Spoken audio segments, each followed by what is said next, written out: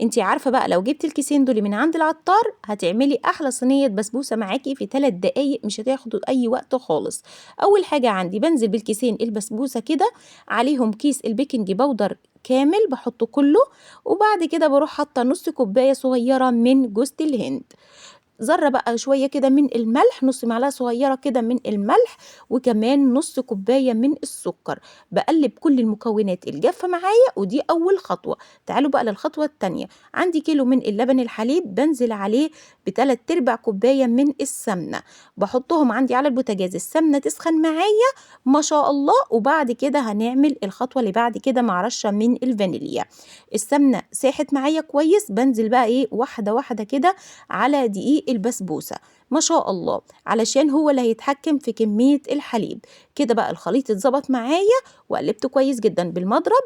بنزل عندي بقى بالخليط ده في الصينية مدهونة بسمنة اللهم بارك، وطبعا الفرن سخن عندي جدا.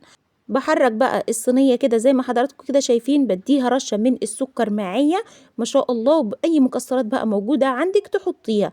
أنا حطيت هنا يا جماعة سوداني المتوفر عندي، بس طعمه جميل جدا بالسوداني ما شاء الله. شايفين حضراتكم بعد بقى ما بخلصها بدخلها الفرن عندي تستوي، بتطلع معاكي حاجة عظمة جدا. هنا بقى الشربات معايا كوبايتين من السكر، كوباية ونص من المية، مع عصرة ليمونة أو فانيليا زي ما أنا حطيت. أول بقى ما بتطلع معاكي الشربات لازم يكون سخن معاكي جدا. بنزل بقى بكمية الشربات كده أول ما طلعت، واسيبها لمدة 5 دقايق كده أغطي عليها. وبعد كده بقى عندي هنا بقطع البسبوسة بعد ما تبرد تماما ما شاء الله، واطلعها معايا، بتبقى يا جماعة قطع كده متماسكة وسهلة وبسيطة، واحسن من بتاعة المحلات بكتير جدا.